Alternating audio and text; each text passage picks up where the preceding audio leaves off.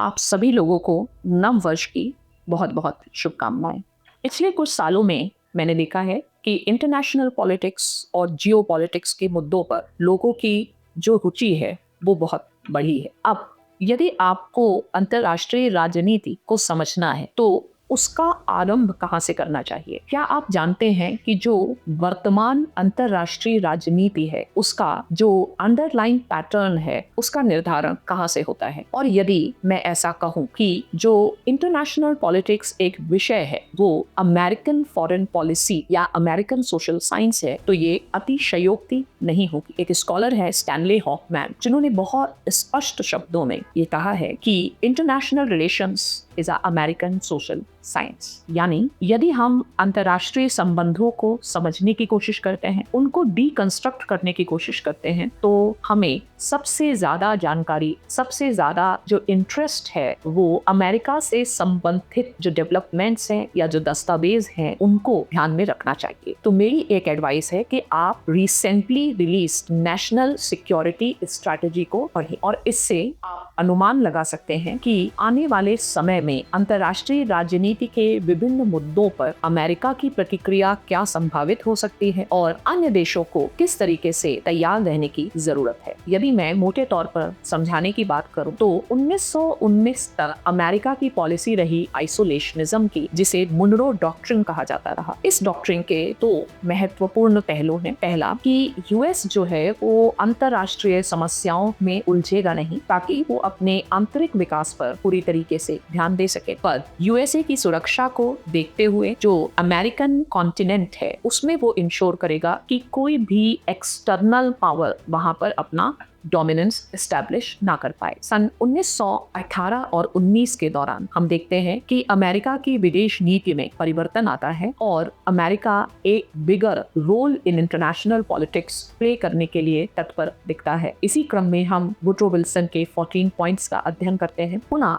Second world war के बाद एक प्रोएक्टिव भूमिका अमेरिका की दिखती है वर्ल्ड ऑर्डर को इस्टेब्लिश करने में, जिसे आप न्यू वर्ल्ड ऑर्डर कह सकते हैं, जिसे आप पैक्स अमेरिकाना कह सकते हैं, जिसमें यूएस जो है वो एक एक्टिवली रोल प्ले करेगा इंटरनेशनल पॉलिटिक्स में वैल्यूज की स्थापना, नॉर्म्स की स्थापना और इंस्टीट्यूशंस की स्थापना के लिए। कुछ कॉन्क्रीट स्टेटमेंट्स बहुत महत्वपूर्ण हैं, जैसे Truman doctrine. Truman doctrine cold war के कॉन्टेक्स्ट में दी गई, जो अमेरिकन आइसोलेशनिज्म को अन करती है और ये डिक्लेयर करती है कि डेमोक्रेसी और ह्यूमन राइट्स को प्रोटेक्ट करने के लिए यूएस एक्टिवली कहीं भी इंटरवीन करेगा। अमेरिका खुद को लैंड ऑफ मैनिफेस्ट डेस्टिनी मानता है और अमेरिका की जो विदेश नीति है वो उसके डोमेस्टिक फैक्टर्स पर बहुत ज्यादा आधारित है। जैसे अमेरिका को माना जाता है मिलिट्री इंडस्ट्रियल कॉम्प्लेक्स, यदि मैं आइजनहावर की बात करूं, या फिर यदि मैं सी राइटमैन्स की बात करूं तो वो मानते हैं कि America is run by the power elites. तब से लेकर के 1991 तक हमने देखा very proactive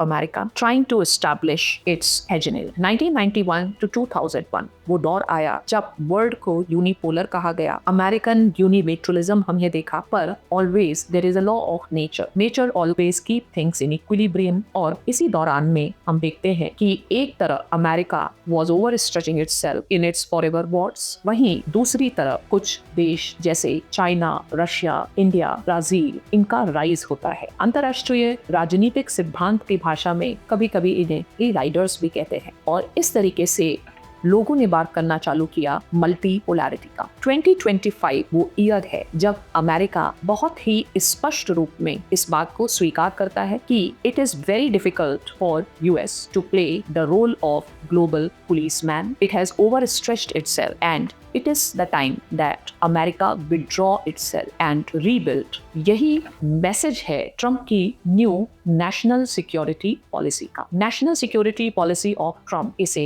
new Munro doctrine कहा जाता है। यानी कि अमेरिका ये मानने लगा है कि यदि अमेरिका ने इंटरनेशनल पॉलिटिक्स में और ज्यादा एक्टिव रोल प्ले किया तो जो डोमेस्टिक स्फीयर है और साथ ही साथ अमेरिका का जो नेबरहुड है वहां पर उसकी सुरक्षा पर काफी खतरा आ सकता करता है। कौटिल्य जब अपनी मंडल थ्योरी देते हैं तो दो तरीके के एनिमीज की बात करते हैं और अपनी रणनीति में वो बात करते हैं कि हम आगे जो हमारे प्रत्यक्ष सामने जो शत्रु हैं हम उनकी तरफ ध्यान रखें। तो अमेरिका की जो सबसे वल्नरेबिलिटी है वो स्टार्ट होती है मैक्सिको से, साउथ अमेरिका से, क्योंकि एक तरफ तो वहां पर है porous border. America to Mexico is what Bangladesh to India, और इस क्षेत्र में चाइना और रशिया दोनों ने ही काफी बढ़त बनाकर रखी है। इसीलिए जो ट्रम्प की न्यू पॉलिसी है वो ये कहती है कि उनका जो फोकस है वो अब अमेरिकन कॉन्टिनेंट पर रहेगा, और एक बहुत ड्रास्टिक चेंज है। अमेरिका खुद को हमेशा से लैंड ऑफ मैनिफेस्ट डेस्टिनी मानता रहा और अपने वैल्यूज को अदर कंट्रीज पर इम्पोज करने की बात करता रहा। America human rights, democracy, even promoting at gun point जैसी नीतियों पर भी चला। पर आज अमेरिका इतना कमजोर दिख रहा है कि अमेरिका